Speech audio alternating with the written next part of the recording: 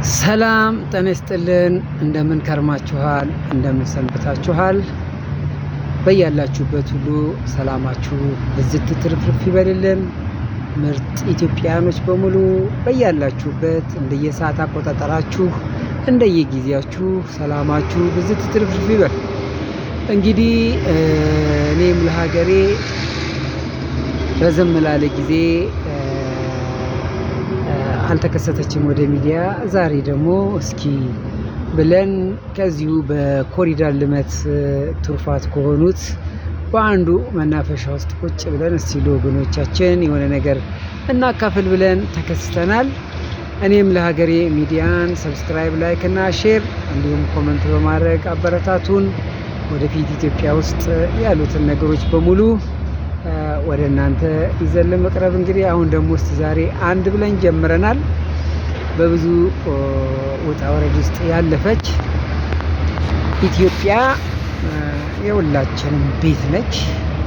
ኢትዮጵያ ሁሉንም እንደየእንትኑ አቅፋ የምትኖር እናት ነች።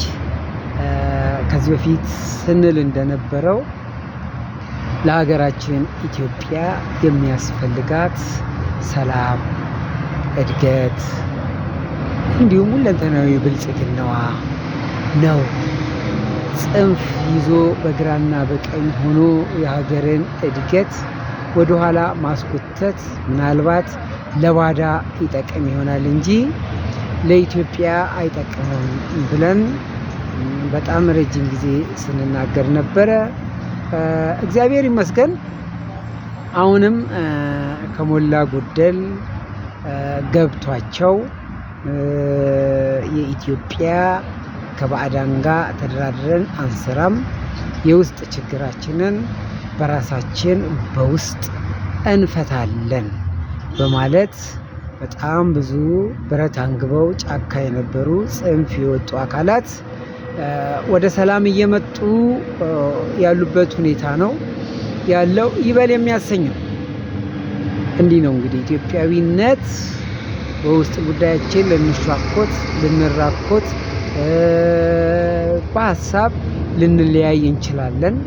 ነገር ግን የኢትዮጵያ ብሔራዊ ጥቅም ላይ ግን ከባዕዳን ጋር ባንዳ ሆኜ አልሰራም ብሎ ደግሞ ወደ ራስ ተመልሶ ወደ ጭንቅላት ተመልሶ ወደ ሰላም መምጣቱ ለኢትዮጵያ ትልቅ ፋይዳ አለው።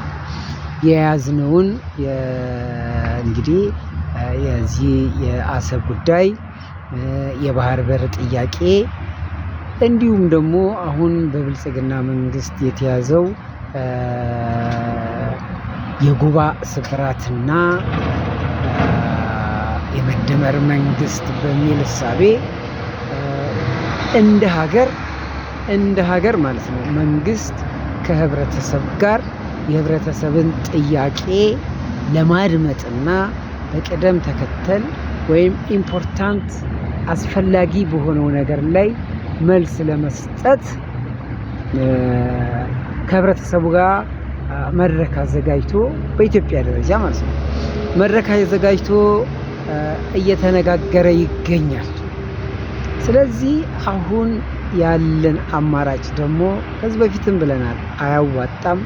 በሰላም ሀሳብን ለህዝብ አቅርቦ ስልጣንን ለህዝብ ሰጥቶ ለህብረተሰብ ተክቶ ሰርቶ ወደ ምርጫ ቀርቦ ስልጣንን ለህብረተሰብ መስጠት ነው ስንል ነበር። አሁንም ቢሆን ወንድሞች ኢትዮጵያ የሁላችን ቤት ናት። ኢትዮጵያ ለኢትዮጵያኖች እናት ናት። አገር ስትኖር ነው። እንደምንሰማው ከሆነ እንግዲህ የአሜሪካን መንግስት ምንም አይነት ከለላ አልሰጥም፣ በ60 ቀን ውስጥ ከሀገሬ ለቃችሁ ውጡልኝ እያለ የሚገኝበት ሁኔታ ላይ ነው የሚገኘው። ሀገር ግን የትም አትልም። አያችሁ፣ ዞረን መሸሸጊያችን፣ ዞረን መደበቂያችን፣ ዞረን ገበናችንን የምንሸፍንበት ብናገኝም ብናጣም ቢከፋንም ብንደሰትም የምንቆዝምባት አንዲት ሀገር አለች። ይቺን ሀገር ወደ ተሻለ ሁለንተናዊ እድገት፣ ወደ ተሻለ ሁለንተናዊ ልማት ለትውልድ የሚሆን ስራ ሰርቶ ማለፍ ከኛ ከኢትዮጵያውያን ይጠበቃል። ትውልድ ከዚህ የበለጠ ከዓለም አቀፉ ህብረተሰብ ጋር ተፎካካሪ የምትሆንን ሀገር መገንባት ከገባው ኢትዮጵያዊ የሚጠበቅ ነው። ስለዚህ ወንድሞቻችን ወደ ሰላሙ መጥተዋል። አሁንም የቀሩ ወንድሞች አሉ። እነዚህ ወንድሞችም አሁንም ወደ ሰላሙ እንዲመጡ ነው። ወደ ሰላሙ መጥተው ያላቸውን ሀሳብ ደምረው ለሀገር የሚበጀውን ተመካክረን ሀገር በምክክር እንድትድን በምክክር እንድትፈወስ ከዚህ በተሻለ ጥራትና በተሻለ ፍጥነት ኢትዮጵያችን እንድትለማ እንድትበለጽግ አዲስ አበባ ውስጥ የተደረገው ከፍተኛ የለውጥ እንቅስቃሴ ወይም የልማት እንቅስቃሴ ዘልቆ ደግሞ በየክልል ወረዳ ሁሉ እንዲከናወን ከሚጎትተን ነገር እንድንርቅ ብረት አስቀምጦ ወደ ሰላም መምጣት በእግዚአብሔርም ዘንድ የተቀደሰ ነው። ከሰላም ነው የምናተርፈው። ከሰላም ነው የምንለማው።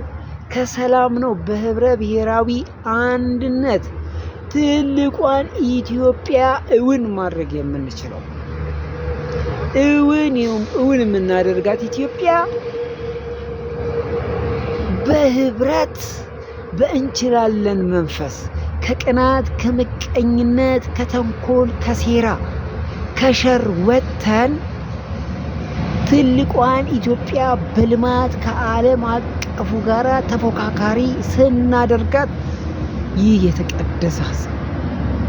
ከዚህ ውጪ እናንተም በጫካ ተቀምጣችሁ ብረት አንግባችሁ ወንድሞቻችሁን አሰቃይታችሁ የክልላችሁን የሀገራችሁን ልማት ወደኋላ ጎትታችሁ ምንም የፈየዳችሁት ነገር የለም። የሚያዋጣው አሁንም ወደ ሰላም መምጣት፣ መደራደር፣ መመካከር ያዋጣል። ለኢትዮጵያችን ፍቱን መድኃኒት የሆነው መመካከር ነው። የተሰጠን እድል በአግባቡ መጠቀም፣ የተሰጠንን እድል በአግባቡ ከጥፋት ተልዕኮ ከጥፋት አጀንዳ እንዲሁም ለባዳ የኢትዮጵያን ሁለንተናዊ ብሔራዊ ጥቅም አሳልፈን ከመስጠት ተቆጥበን ወደ ሰላም መተን ባለችን የያዝናትን ድንጋይ የሆነች ነገር ላይ አሳልፈን ወደ ትልቅ ደረጃ።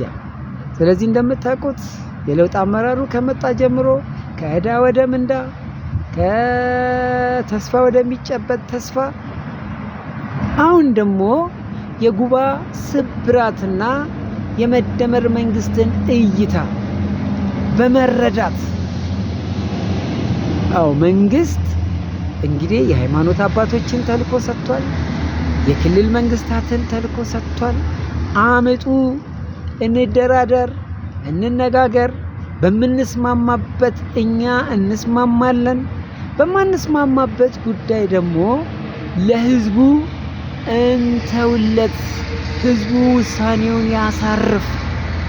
በጉልበት በአመፅ ልማታችንን እናዳክማለን እንጂ ምንም የምናተርፈው ነገር የለም ብሎ ጥሪ አስተላልፎ እግዚአብሔር ይስጠው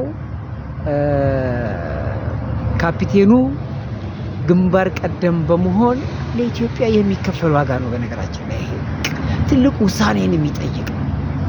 እዛኛው ቤት ሌላ አንድምታ ቢኖረውም ለኢትዮጵያ ግን ይሄ ወሳኝና ወሳኝ ነው። አሁን እሱን ተከትለው ደግሞ በጣም በገፍ የሚሆኑ ጽንፍ የወጡ ብረት አንግተው የነበሩ ወደ ኢትዮጵያ ወደ ሰላም እየመጡ ነው።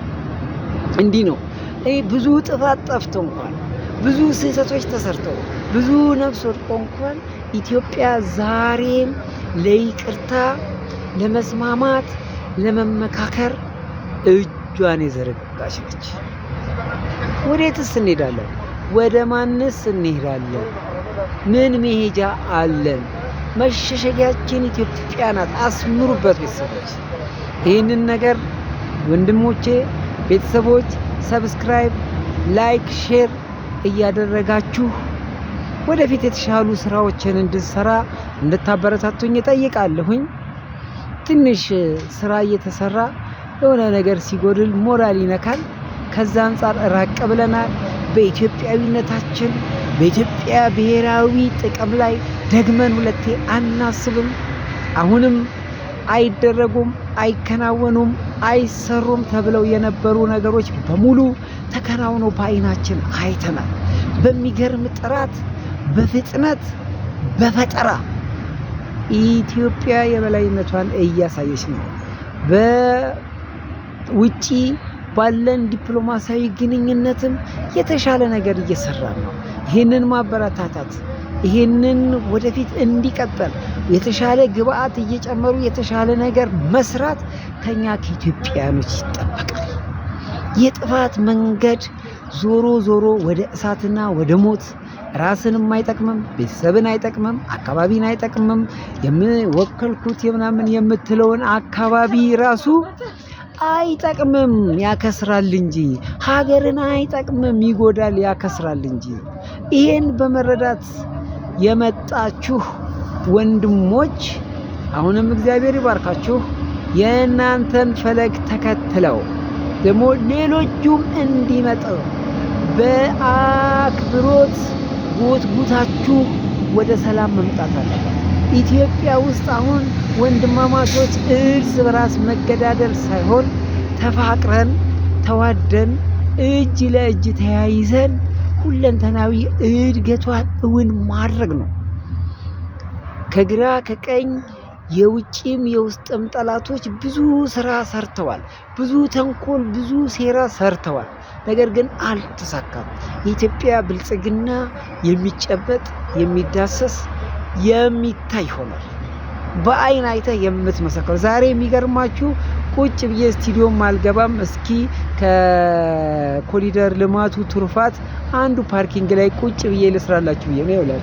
እንደምታዩት ይሄ የኮሪደር ልማቱ እንትን ላይ ነው ያለው፣ ፓርኪንግ ላይ ነው ያለው። አያችሁ፣ የኮሪደር ልማቱ ጋር ነው ያለው። እዛ ላይ ቁጭ ብለን ነው ይሄው። እስቲ ዛሬ ከቤተሰቦች ጋር ትንሽ እንነጋገር፣ ትንሽ እናውራ፣ ለሀገር የሚበጅ የሚጠቅመውን ነገር እስኪ እንነጋገር ብለናል። ከዚህ በፊትም ተንብያናል። አይሆንም፣ አያዋጣም፣ መላላጥ ነው፣ ራስን መጉዳት ነው፣ የትም አያደርስም ብለናል። ዛሬም ወደ ሰላም የመጣችሁ ወንድሞች አሁንም አብዝቶ እግዚአብሔር ይባርካችሁ። ወደፊት የቀሩትን በጥፋት መንገድ ላይ ያሉትን በሙሉ አይጠቅምም፣ ይሄ ለኢትዮጵያን ሳይሆን ይሄ እኔ አስተዳድራለሁ ብዬ ለማስበው ክልል ሳይሆን ለባዳ ነው መንገድ የሚከፍተውና ኑ ተመለሱ፣ እንመካከር፣ እንነጋገር፣ የኢትዮጵያን ሁለንተናዊ እድገት ወደ ትልቅ ደረጃ እናረጋግጥ ማለት ይጠበቃል። በአሰብ ጉዳይ ላይ አንድነት ያስፈልገናል። በባህር በር መውጫ ጉዳያችን ላይ የኢትዮጵያዊ አንድነት ያስፈልገናል። ከትንሽ እስከ ትልቅ፣ ከአዛውንት እስከ ጎልማሳ ሆ ብሎ በአንድነት ማን ወሰነው ማለት ይጠበቅበታል። ይህንን ውሳኔ ማን ወሰነው? የባህር በር ኢትዮጵያ አታ ተቆልፋ እንድትኖር የወሰነው ማን ነው? ይህን መቅፋት ይኖርብናል። ይሄ ግብዝነት ጥያቄ አይደለም። ይሄ የቄንት ጥያቄ አይደለም። የኢትዮጵያ የህልውናዋ ጉዳይ ነው። በዚህ ህልውናዋ ጉዳይ ላይ ከውጭም አገር ውስጥም ያለ በሙሉ ማለት ነው አንድ ላይ ሆነን ማን ወሰነው? በቃ ኢትዮጵያ ያጣችው በ30 ምናምን ዓመት ያጣችው በጣም ትልቅ አንጡራ ሀብቷን በጣም ወደ ኋላ የጎተተን ነው። የባህር በራችን ክፍት ቢሆን ደግሞ የኢትዮጵያ መጻኢ ዕድል በጣም ድንቅ በሚሆን በብርሃን የተሞላ ነው። ወዳጆች አመሰግናለሁ። አሁንም በድጋሚ ሰብስክራይብ፣ ላይክ እና ሼር በማድረግ አበረታቱኝ። ወንድማችሁ ኢሳያስ ነኝ። እኔም ለሀገሬ ወዳችኋለሁ። ሰላማችሁ ብዝት ትርፍርፍ ይበልልኝ።